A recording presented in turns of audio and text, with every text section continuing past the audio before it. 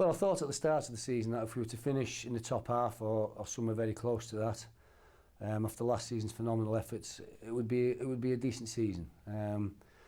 So we've done that. I think people looking back will remember it in one of two ways, really, and that reflects the way the season's gone. You know, some people remember it as a poor season because of the form before Christmas, and some will remember it as a decent season because of the position that we finished in and the form after Christmas. If the wins and losses had been sort of every other or more evenly spread out, then I think people would have realised, you know, it was progress from where we were 3, 4, 5, 6 years ago.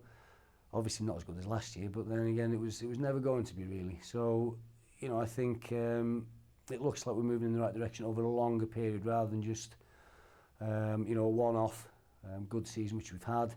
We've consolidated that a little bit, and we can look forward to next season, providing obviously there's some movement in the transfer market in the summer.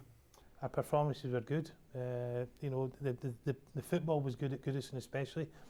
People have been very critical about the style of football, but I thought Mikel Arteta came into his own, a fantastic footballer, and we got the results, and the players were working extremely hard to get these results, and with every result the confidence builds.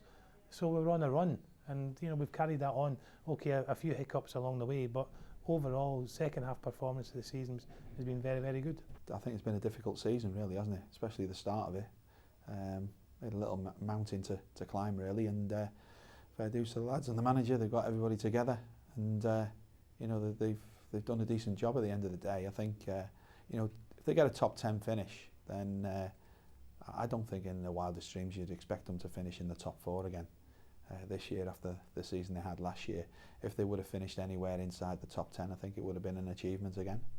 Obviously the standout player has been Arteta, absolutely phenomenal, and I think it's important that for the fans' sake and for the club's sake and for the team's sake that you know, that we look to keep hold of him, because if he starts the season next year anything like he's played this year, then you know, I think we'll all be worried that the bigger clubs will start coming in and start taking an interest. So he's been the star for me. I think Leon Osman is the other one that's come through, and as the season's gone on, clearly he's fulfilled the potential that he showed in previous seasons, and he's had a marvellous season. So for me, those two will be the pick of the crop. People questioned the manager, what we bringing Alan Stubbs back for. You know, he's gone. We fell out with him in the summer over terms of contracts. But Alan Stubbs has been fantastic. Everybody knows he's an Evertonian. He came back and he's fitted in. He's been fantastic. He's probably been one of our most consistent performers since he's got back into the side. I think it was important that the manager brought somebody in. We talked about Yobo missing, you know, a large chunk of the season to go away with the African nations. We were struggling at centre back with injury to Ferrari. So the manager looked around and he knew what Alan Stubbs could do. He brought him back in, and Stubbs has been absolutely fantastic. You know, we're looking towards next season now, and Alan's been looking, you know, to extend his career at Goodison, and hopefully that can be the case, because since he's come back, I think most Evertonians will hold their hand up and say he's been one of our most consistent performers. I think James Beattie, the way that he's actually come on from when he first come, I think it took him a little bit of time to settle down, and maybe everybody was putting a big question mark over the fee that had been paid for him. But since he's got fit, going back to the fitness side, I think he's one that has improved through his fitness. And like I said, he got the games under his belt, and I think you can see now that when he's closing people down and running in corners and doing this and doing that and putting people under pressure, then the fans appreciate that just as much as maybe somebody doing a little bit of trickery on the ball. It's been a long season, and I think the performances over the season of Mikel Arteta. You know, Mikel came in last year on loan. We had to, you know, fight in the summer to get his signature. We've done that, and his performance has been excellent.